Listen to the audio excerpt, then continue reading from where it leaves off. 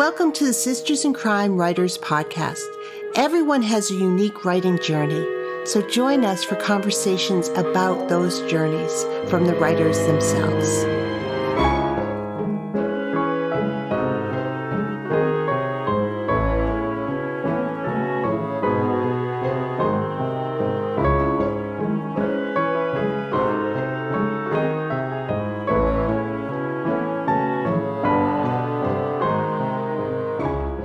This is Julie Henriques, the Executive Director of Sisters in Crime, and I am really delighted to welcome Sandra Jackson-Opoku to the podcast this week. Sandra is an accomplished novelist, journalist, and academic. Her published novels include The River Where Blood is Born, winner of the American Library Association's Black Caucus Award for Best Fiction, and Hot Johnny and the Women Who Loved Him, an Essence Magazine Bestseller in Hardcover Fiction. Her stories, poetry, articles, essays, and scripts are widely published and produced, with work appearing in Islands Magazine, Los Angeles Times, Ms. Magazine, The Literary Traveler, and elsewhere. Her most recent novel is Savvy Summers and the Sweet Potato Crimes, a Mystery, the first in a new series. Sandra, welcome to the podcast. Thank you so much, Julie, for having me. I'm excited to be there. Well, I'm excited to talk to you, and I'm going to start where we always start and ask you, when did you say to yourself, I want to write a novel? This is going to seem outlandish, but I think I was like maybe 3 years old.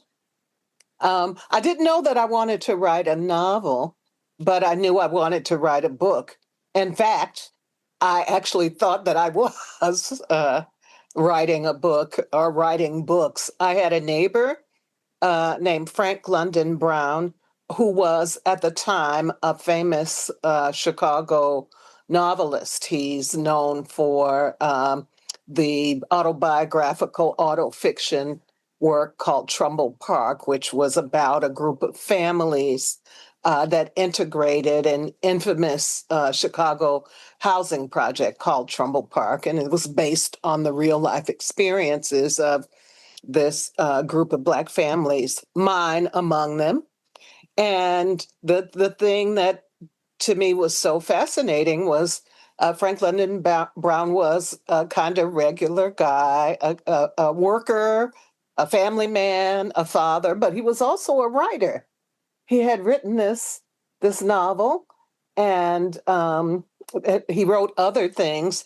And so I went around the house scribbling in the fly leaves of books. I couldn't read and write at that age, but I was convinced at the time that I was writing a book. How amazing to have somebody who's got a life you can recognize, but who's also a published author, as somebody to sort of say, oh, this is something else that's possible. You can be a person going through life and also do this. That's amazing. Yeah, it's so important to have those people who represent possibilities in your life, probably in ways that they themselves don't even recognize and realize, you know? Well, you've had an interesting career, and it's, with academia and everything else. So let's just talk about the, trajectory towards writing a mystery. How did you decide to do that? Tell me, had you always wanted to write a mystery and you wrote other things first, or tell me about your journey towards writing a mystery? Well, I had always loved mysteries. I used to read Agatha Christie mysteries when I was a kid. Eventually I did learn how to read and write. And, so I was in love with mystery novels. I tended to be more toward the cozy-ish, sort of kinder, gentler type of mysteries, as you will. But I didn't really, even though I knew I wanted to have a career in writing, I wasn't really sure that I was going to be able to write a mystery, or maybe I knew that I could write one, but I didn't know that I'd be able to get one published, because back then, I'm a child of the 50s and 60s. All of the writers were white. all of the characters were white, many of them British, in little British villages. Um, so that type of possibility that I saw represented by the life of Frank London Brown, I didn't really see that in the mystery writing world. So I started writing other things. Mm-hmm.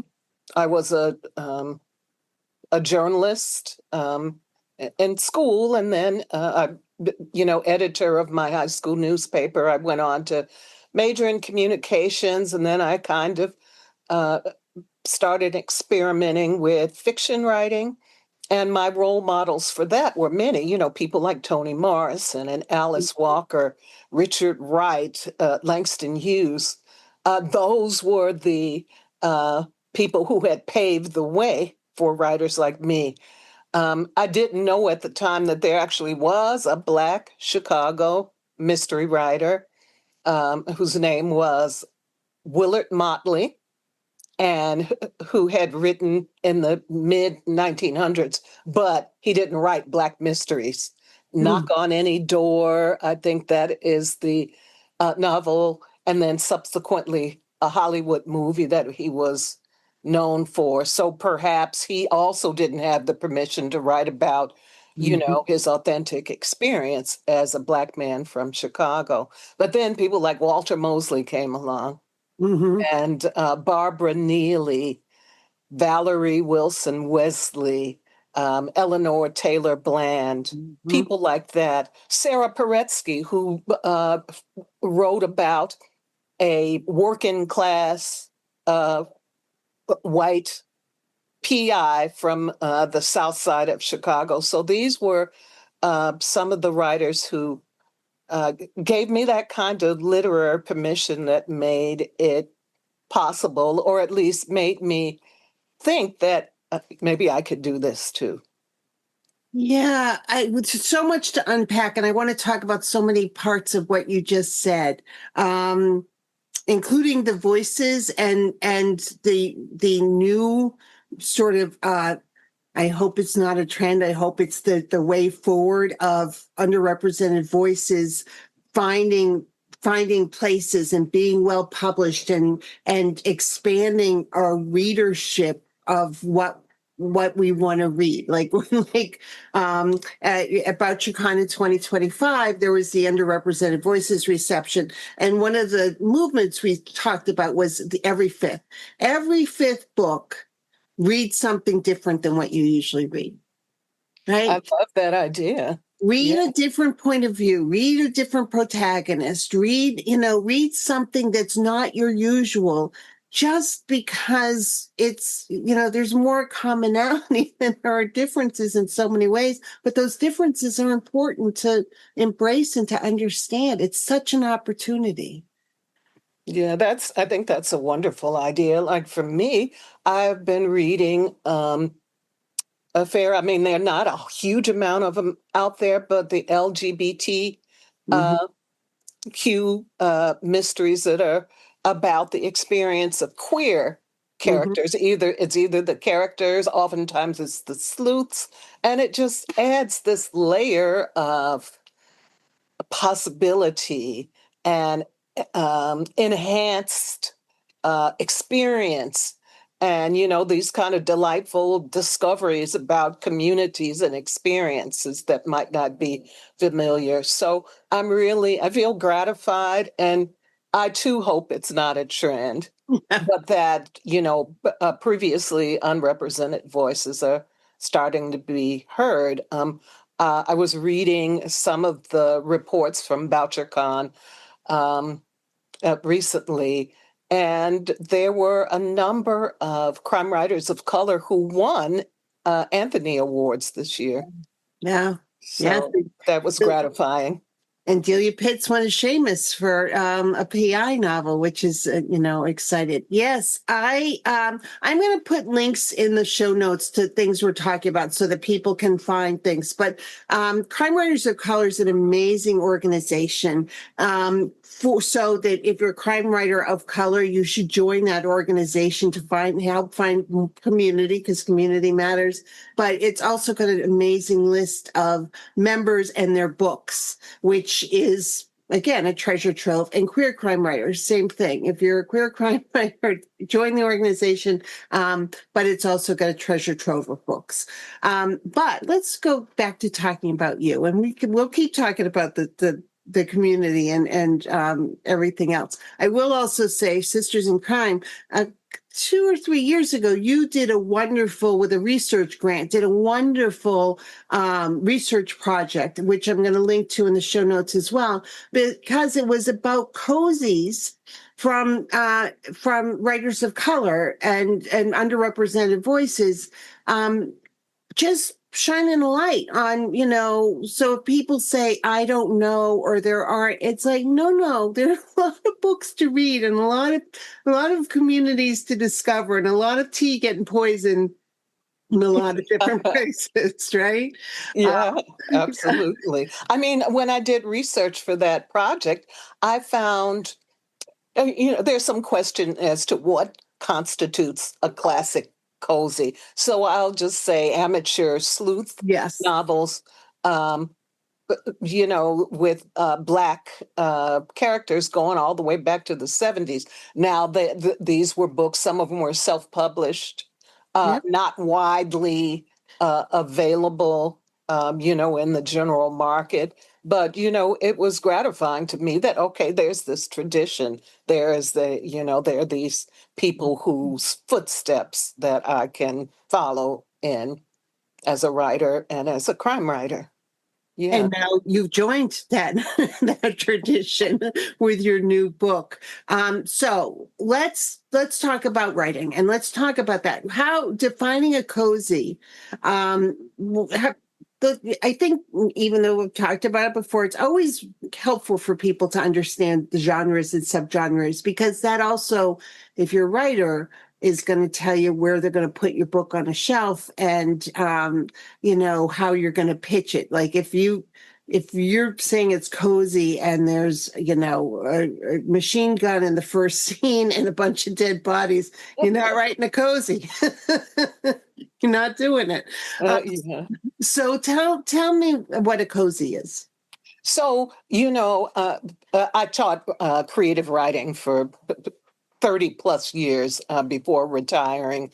And, one of my words of advice to student writers is, if you're going to break the rules, you have to know the rules. Yeah, And excellent. with Savvy Summers, I've broken some of the rules. Mm-hmm. But I did a lot of study, so I know that a cozy mystery is always a mystery with an amateur sleuth. Sometimes it's a male, but more often it's a woman. Um, there are more and more cozies that have, young millennials as sleuths, but for the most part, they've been, kind of like Miss Marple types, Mm-hmm. or maybe a little bit younger, but women of a certain age who, by and large, are working women, but they work in, cute, quaint kind of jobs, or have avocations like knitting and quilting.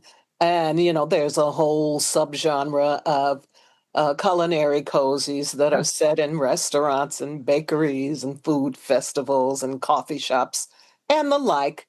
And there is little to no violence on the page. They are PG rated in terms of sexual content and language. And then that's where, I kind of veered off the path a little bit, because most cozies are set in small towns, villages, sometimes rural areas. Um, but Savvy Summers and the Sweet Potato Crimes is set on the south side of Chicago, Mm-hmm. so it is a large urban community. And as such, there are certain kinds of characters that it's set in a soul food restaurant that's in a Mm-hmm. thriving Black community called Woodlawn. And, you got these kooky kind of characters coming in and out of the place. And, some of them might utter a cuss word or two. Yeah. And there was no way that I was going to pretend this 50-something-year-old woman didn't have a love life. Right. I mean, I wasn't going to splash it across the pages of the novel, but reading Barbara Neely back in the 90s with her sleuth Blanche White, who was Yeah. a full-figured Black domestic in the South, although I think one of the novels wandered up north, and it was so enlightening to me because it showed a woman who was attractive, sexy, smart, and so I wanted to do that with this, and also to authentically reflect the culture in which this novel is set, which is Black Chicago culture that is kind of has a Southern base, a Southern Hmm. foundation underneath it, because most Black families in Chicago are from Mississippi. I mean, that's just a reality. Yeah, okay. Millions of Black people came from Mississippi and also other parts of the Deep South, Alabama, Arkansas, during the Great Migrations. And so you can kind of hear it in the way we speak. We speak a little bit more slowly than, New Yorkers or people on the Eastern Seaboards. The blues, which is just as much a Chicago phenomenon as it is Southern. And then the food, Mm-hmm. it's in our cooking pots. Mm-hmm. So it was important for me to represent that authentically, while not straying so far away from the cozy conventions, but also being true to the experience. Well, the other part of cozies, which you talked about, was community and the characters. There's a cast of secondary characters, and there are other people in that community. And a community can be a bubble in a city, or it can be a small town. And so, what you're building your community around this restaurant and around those folks, and which can expand as you're writing book 15 in the series. You may have other parts, but that's such an important part of cozies because people read them to visit those people. They love the characters. Yeah, I think so. And also that kind of insular, community feel, even though it might not be a small town, it might be a very particular neighborhood in an urban city. But, I think it's a way of, reaching back to, maybe an earlier time where people knew each other, where communities were, close knit, and where your neighbor might be a killer also. Yes. Um, And the other thing about cozies, because when you say it's a cozy, you're making an agreement with the reader. This is what you can expect.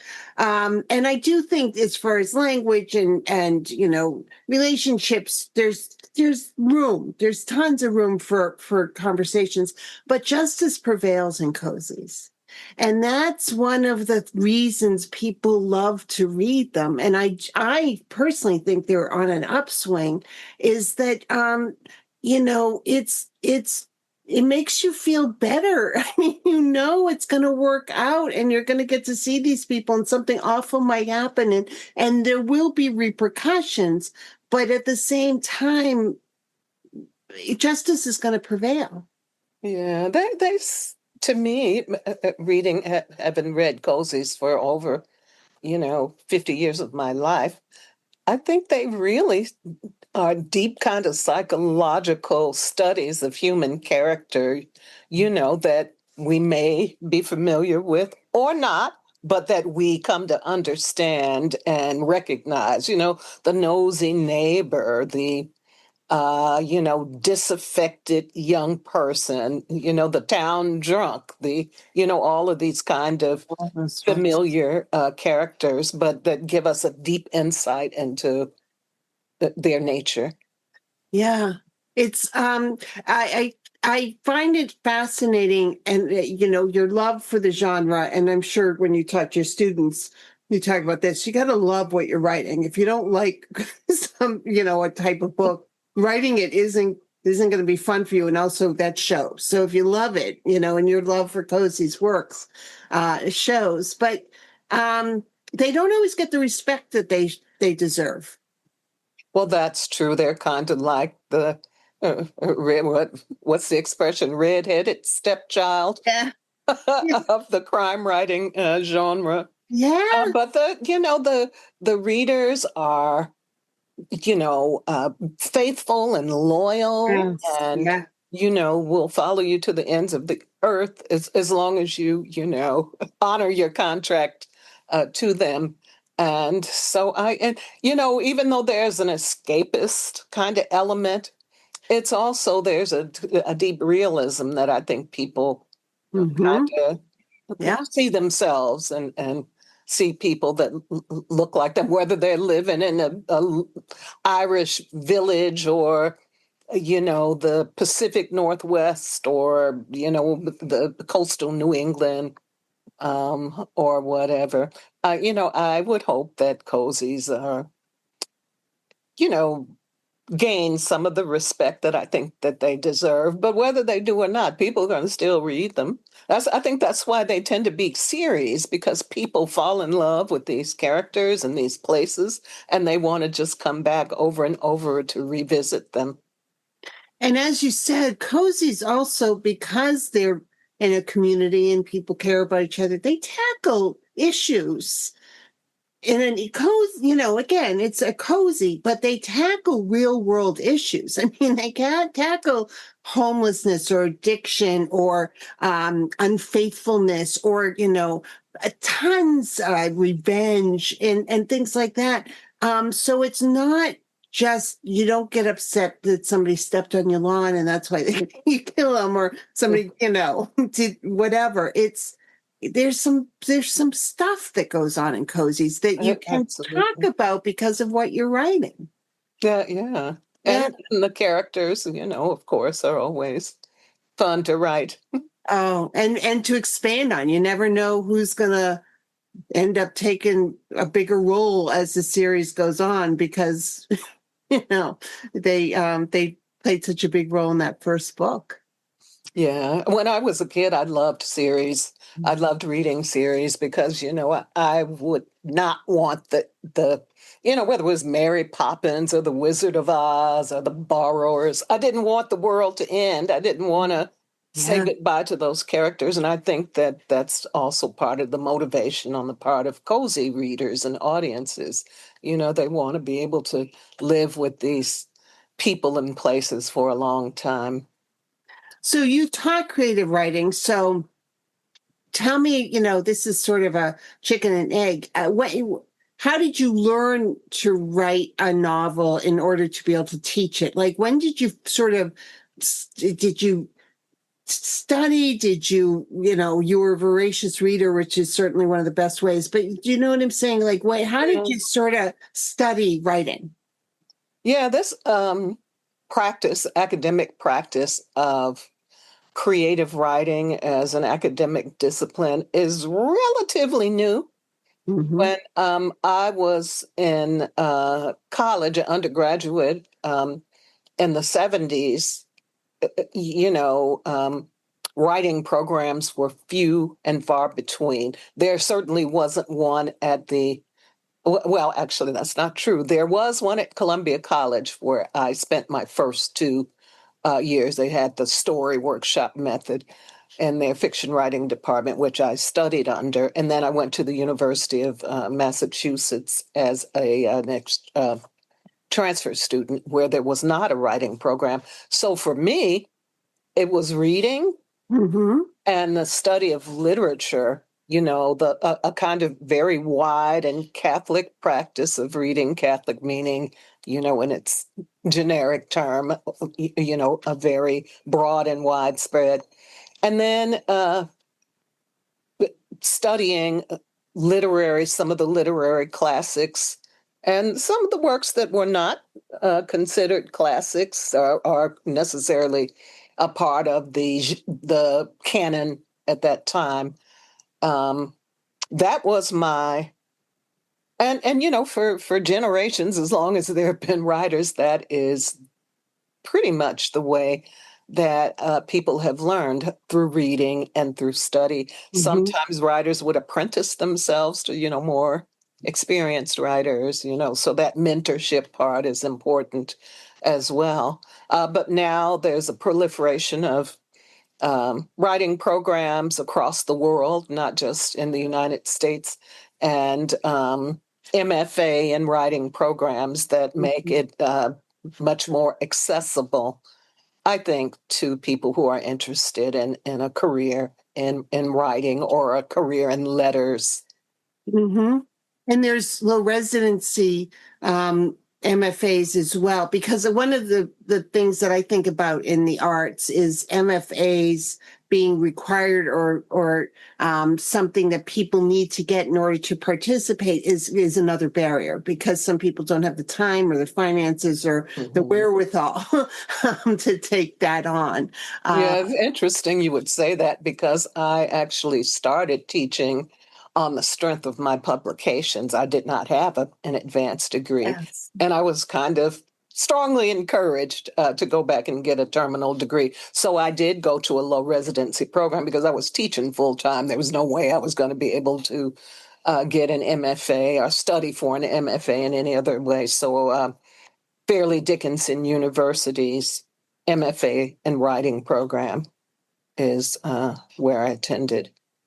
I worked in theater for a number of years and worked in colleges that had theater degrees, and the same thing would happen. Some of the most amazing professors wouldn't have a terminal degree, and people would, it's like, no, they've been doing the work for a long time.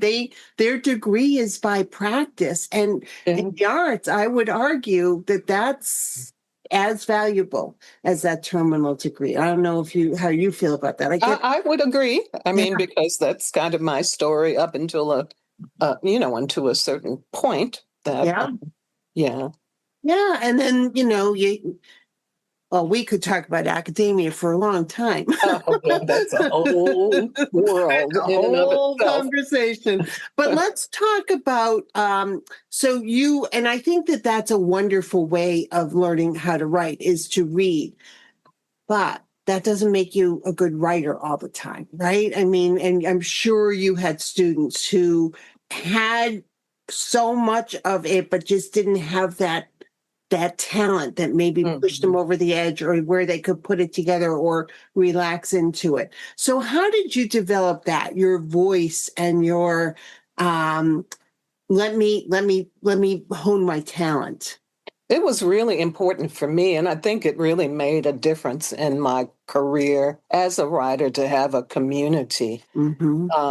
Jewel Parker Rhodes, who's a fiction writer, wrote a kind of primer for Black writers called Free Within Ourselves. And she talked about the importance of having a trusted community of readers. And that's really important to me, because there is a tendency, the practice of writing, as you know, is solitary. There's nobody sitting there with you, unless you're in theater. You mentioned your background in theater. That tends to be a more collaborative medium. But for the most part, we're sitting there alone, not knowing, maybe not exactly knowing what we're doing, or knowing where our words are going to land, or whether something that we're trying is actually working. So I've been off and on throughout my writing career, from my freshman year in college, a member of critique groups and writing communities. Not only was it important to me to have, people who would read my work and give me constructive feedback, but also there's a little bit of I don't know what you would call it. Peer pressure. That's probably not the right word, but it's a kind of creative encouragement that you get from being around like-minded people, and well, let me show you what I can do, Yeah. that kind of thing, Yeah. that it can't be replicated, I don't think, in anything other than a community of like-minded people. Yeah, they understand. Writers, your family doesn't understand why you're giving up all your free time and you're sitting there and, they love you and they support you, but they don't understand. But other writers understand. Yeah, yeah. That I never or very rarely have had another writer say when I've been working on something, how much are they going to pay you?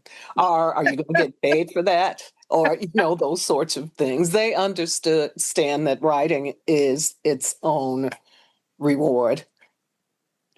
And And money helps. money helps, and money is a conversation nobody has. And so also when you build your community, you can start having that conversation. Um, Again, another True. conversation. But when being a writer is its own reward, being a published author is another path.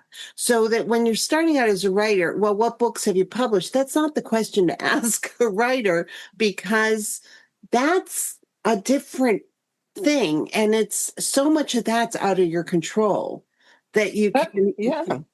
I always say there are two aspects. It's like, the head and tails of a coin. There's your writing life, which Yeah, is productive, and then there's your author's life, which is, you know, as you say, dependent on other people and not always something that you have total control over.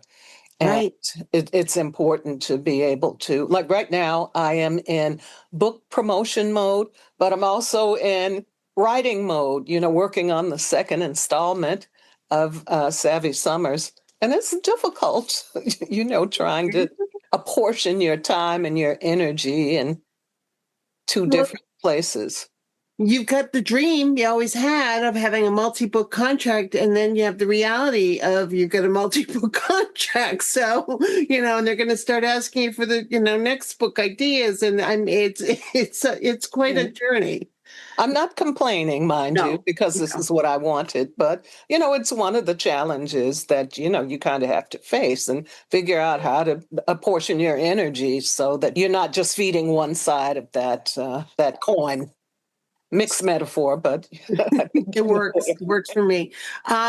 So as somebody taught creative writing, and for listeners here, writing that first novel, is often, it's not gonna see the light of day until you write the next novel and then figure out how to fix the first one.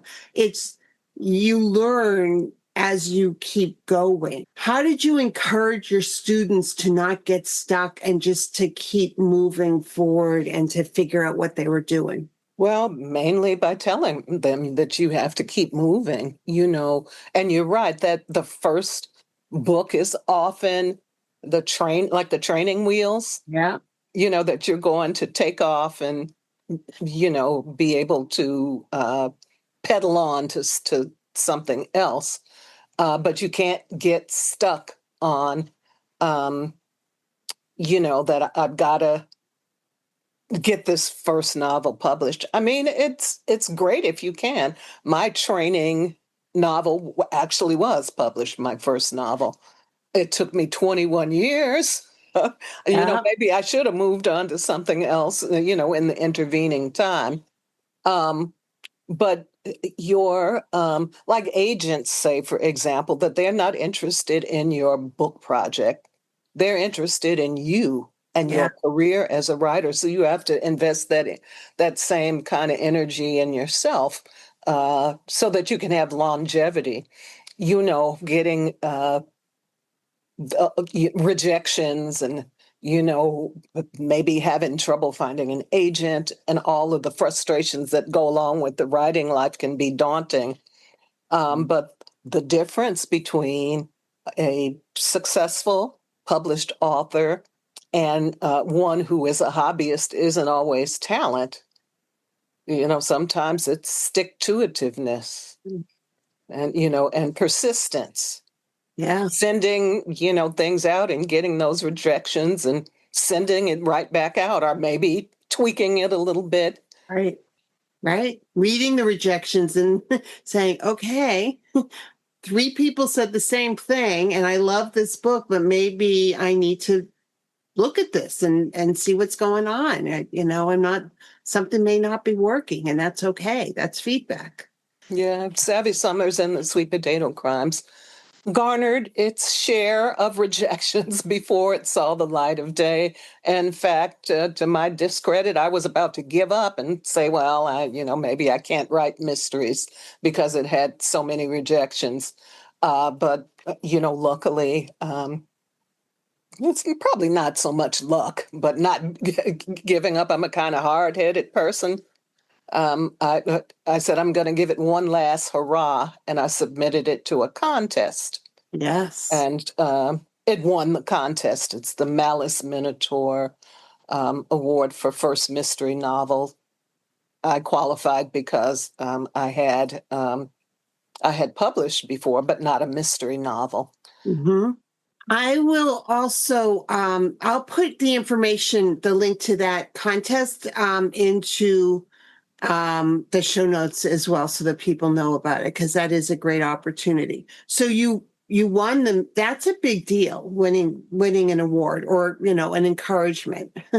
Yeah, it was a tremendous. Well, I won't say luck, but it was good fortune on my part, and it just so happened that my editor, who was I guess the reader or the judge for that contest, had been looking for a mystery novel set on the south side of Chicago. So I had that in my favor. And Yeah. then she was willing to work with me because, it needed work. I had, a huge cast of characters that, I thought were, funny and fascinating, but it was way too many people. So I had to cut a bunch of, tighten things up, and my literary chops.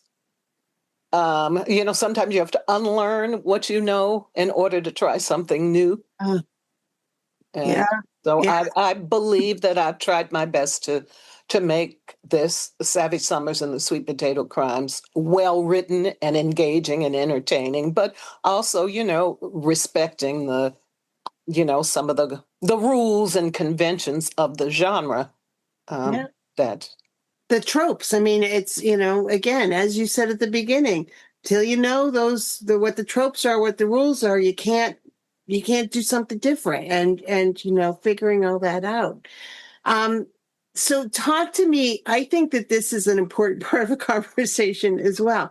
You had somebody read your book, loved your book, wanted to publish your book, and then gave you a lot of work to do in order to make it the best book possible. Talk to me about the gift of that, of having somebody who knows what they're doing as far as the field goes and is working with you in order to make your book the best book possible. That really was a tremendous gift. I'm going to have to give a shout out to my editor. Her name is Hannah O'Grady, because she, at least for this particular project, she was more like that old-fashioned developmental editor that would Mhm. sit down and work with you. And that was really, very important to me. Not just in, sort of fitting it into the cozy or cozy-ish genre, but, understanding the mindset of the reader, Mhm. um, and, just really loving the story. Um, you know, in addition to, the notes, the margin notes that you get, there were, the fulsome praise, like, oh God, I love this. And, that is a hoot. Those kind of things were, in the midst of all of the work it was to revise. It took almost a year to revise. Those are the kinds of things that kept me going. I also have to give a shout out to Story Knife Writers Retreat. I do a lot of writers' residencies and artists' residencies, and that came along right at the time when I was doing like second round edits on the novel. And so I got support from the Joan Perry Barnes Fellowship for Crime Writers. Oh, The no. the woman Dana Stabenow is the founder of Story Knife Writers Retreat for Women, and she's a crime writer.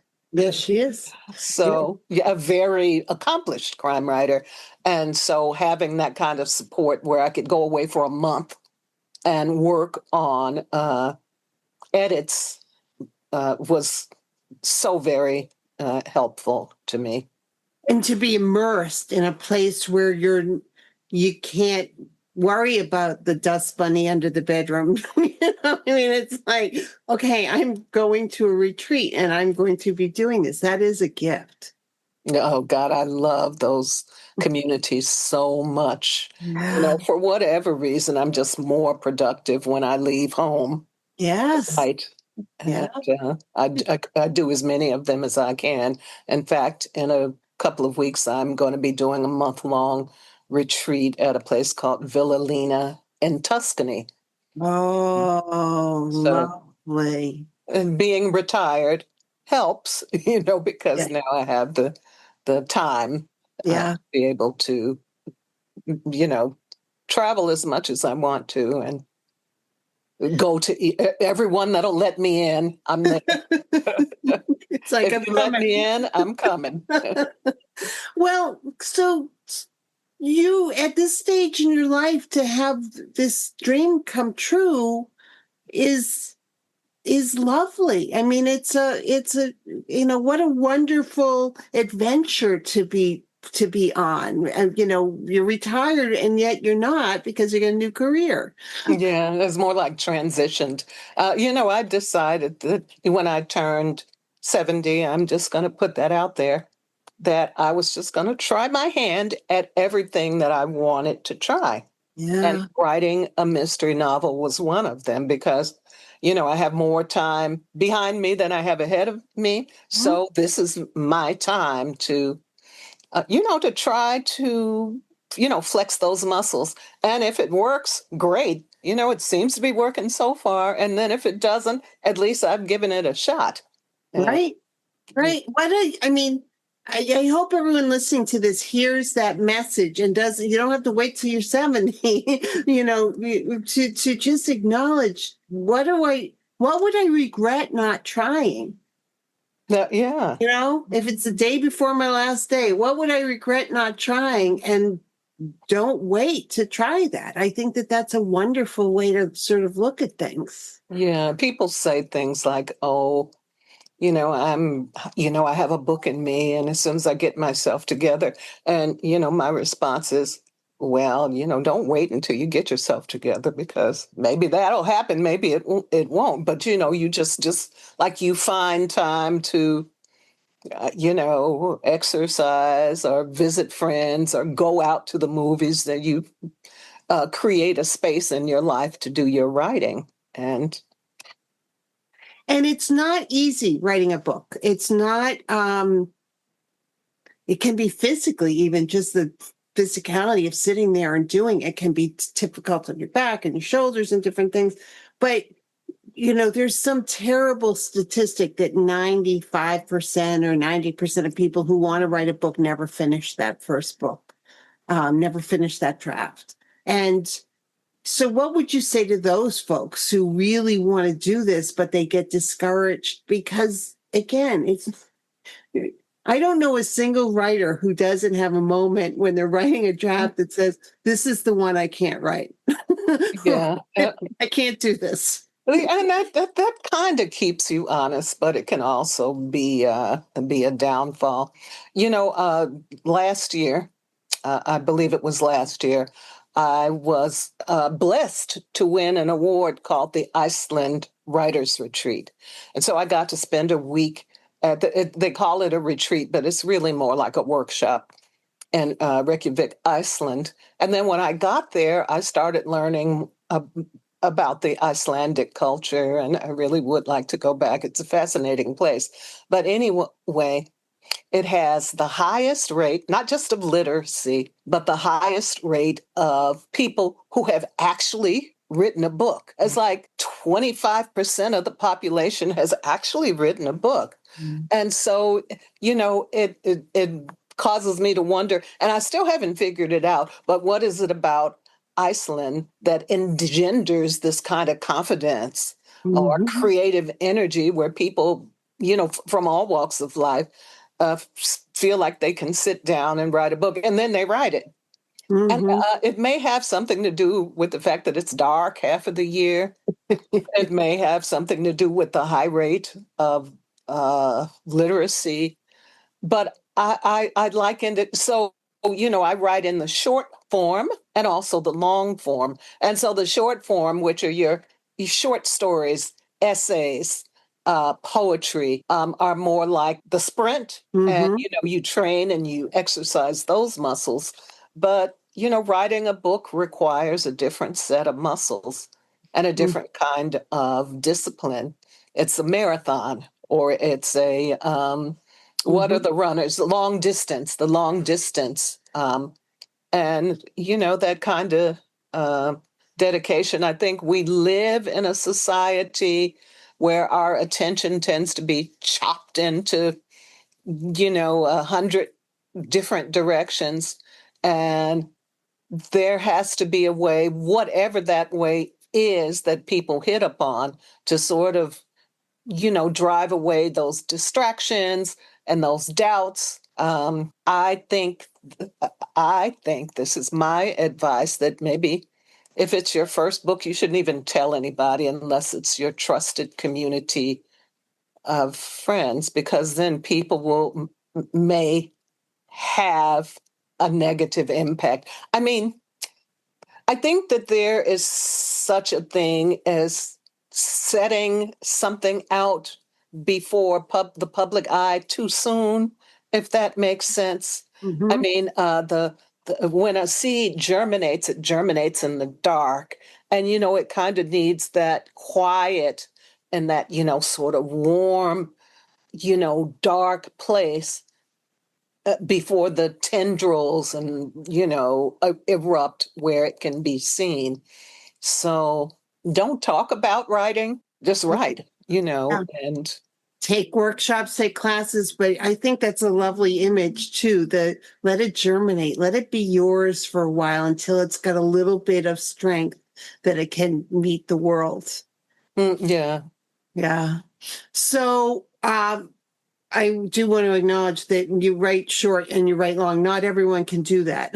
I mean, there's both have different skills and are challenging. So just honoring that. So what's next? You're working on the second book in this series. Are you, are other people and ideas creeping in as well now that you've sort of cracked open a door? Yeah, I'm working on the second series. So the just last week, I approved the cover design, which was exciting. I can say that, because I don't want to put too much out there because it's still tender, and Yeah. but that it is um, a mystery involving um, New Orleans Creole cuisine. Ooh. The title of it, and I think the title is going to stick. The working title is Savvy Summers and the Po' Boy Perils. Ooh. And some of the characters have become regulars. There is Savvy Summers, the soul food chef and proprietor of Essie's Place. And then there's her sidekick, which is a wise-cracking, young woman named Penny. Her ex-husband about whom there may or may not be, stirrings of a rekindled romance. We shall see. And then I've always found it a little weird in some of the cozy mysteries where, Murder, She Wrote, where there's a murder a week and nobody remembers somebody died. Yeah. So, I do want to look at the impact of, like PTSD and the impact of. I was speaking with Solari Gentle, the Australian writer, about death, the idea of death in crime novels, and how the ripple effect of a person's death reverberates throughout the community. So I'm trying to look at that and figure out how, without dwelling on the first novel and those characters, but how the death of these people has continued to have an effect on the people who are living there. And it takes place in Chicago, so it's not a huge surprise that people are murdered. I mean, Chicago has that reputation, somewhat unfair and somewhat undeserved, but it's a big city. Yes. Lots of people can come into that community from the city, from other parts of the city or something. So it's not like it's a tiny town where a third of the population will be dead like Cabot Cove was in Right. It's like, how, will there be anybody left? Exactly. Yeah. One of the other things I wanted to say about my second, I resisted the idea of having a pet. A lot of the cozy mysteries have an animal sidekick. And so I resisted the idea in the first novel, but it kind of crept into the second novel. So we're going to meet a really interesting, very interesting pet named Sergeant Stubby. And that's all I'm going to say about it for now. So you gave into the trope, but in your own way. Yeah, it's actually an idea that my daughter gave me. She's always looking at social media, and she showed me how now people are buying these buttons for to teach their dogs how to speak, and so they'll they learn which buttons mean treat and walk and I love you and those sorts of things. So I thought about that as a device for solving crimes. We'll see how it turns out. Oh, how fascinating, right? Oh my goodness. They talk about an unreliable narrator. Here the dog pushes the wrong button and all of a sudden the wrong person gets blamed. Right, yeah, murder. That's awesome. Sandra, thank you so much for such a great conversation. I really enjoyed it. Thank you so much, Julie. This has been fun. I really had a great time. And, just like I said before, if you ask me back, I'm coming.